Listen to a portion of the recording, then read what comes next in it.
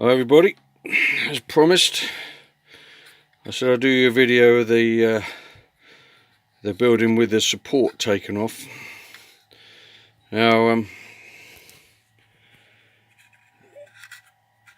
think you can see, I said to you about the loft being too cold. If you look at that up close, you can see it's delaminated, which is, I think it's cooling too quickly. I must have had my layer height and the bed fairly level because the roof came out very well. But as I said to you, the support that was on all the windows was a bit of a disaster. Now, I did some research. That the staircase was totally covered in support. It all broke straight off. So I done a bit of research, as you guys do on YouTube, and I decided to get some new tips from Hot End. And try and print in a smaller size tip. Now this was printed on a 0.4 tip. You see the support it built there for the flat roof, and I managed to shell the building. Now I've done another design and I thought I'm going to print it without any support. So here it goes, and do it in the box. Now this is quite ambitious. I wanted a big stately home to go up in the trees on the hill. Now this was with no support. So the trouble with doing it with no support is if you have any overhangs. Now it struggled a little bit, but eventually, once it had done the first two runs, it put the support in. And you see, like, I can just trim these pieces off, that off. Done the windows solid. That's bloody impressive, that is. And doing it in the box. Focus. There's no delaminating at all. Now that was done with a 0.3 nozzle. Initially I tried to slow the speed down. The guy says if you want a better print, slow the speed down, but trouble with that is you can get clogs. So I only took it down to 93%, and it clogs virtually straight away.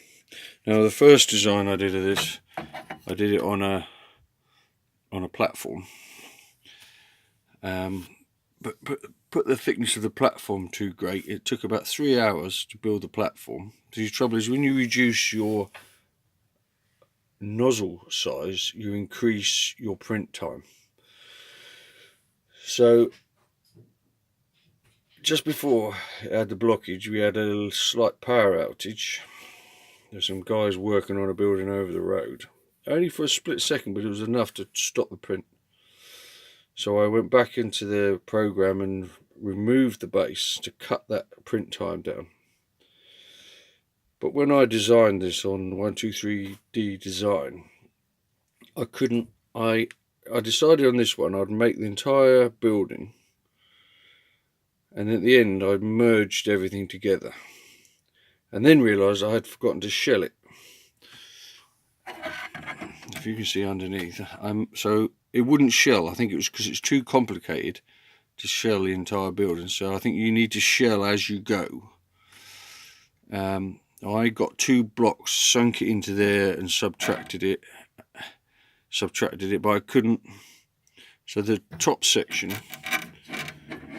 is full of support, internal support, which put the print time right up. It might have needed it for the roof anyway. So if I show you a building I downloaded off of Thingiverse, when you hold that out to the light, you can see the internal support on that. This is the house off of Up. Had a hook on the top, in that animated movie. But the back of this is atrocious. Now this one prints on its back. It's hard to see in this light. Absolutely atrocious back. You can see how bad that is. What can I say? I forgot what I was talking about. Yeah, this had so much support on the balcony area there, and because it didn't have any support in, only 5% support inside. You can see the windows didn't quite cover very well. But definitely the smaller focus, the smaller tip, and you can go down again to a 0.2 tip for even greater detail, which I might try that, because I printed one of these little fishing boats out, and you can see the layer lines underneath are pretty atrocious. Started painting that one, but it's got very good detail focus. See, that is even, it's got a man inside there. So I might try and print that out with the 0.3 nozzle, and again maybe with the 0.2. So you can see I printed a couple of things which haven't really worked. Haven't really worked with the bigger nozzle. There's not enough fight. This is support again. Trashes the build because the support's heavy. So, you know, the smaller the nozzle you use, the finer the support. It's easier to get off. So that might be the answer for the smaller, more detailed object. But that's pretty impressive. That was a 13-hour print, that was.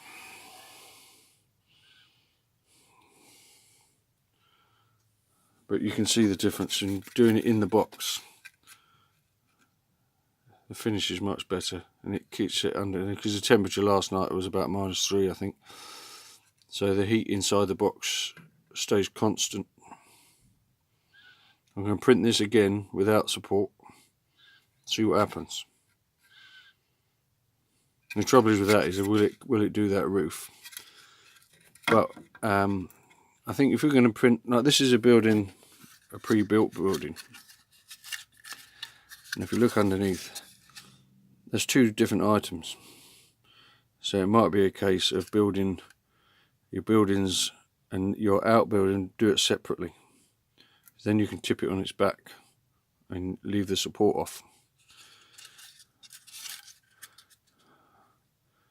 For that, I bought a load of models, a big box of a whole railway from America, and they had a lot of these pre-built buildings in. The only thing that's better on them is the roofs are more detailed, and like the wooden laser cut structures, which you can do on these 3D printers. They're very detailed because you can build you build the building, then you stick the window on, then you stick the door frame on. It builds the model out. But for this to be on top of a hill amongst some trees, once it's painted up with a driveway and cars, and I think it'll be the business.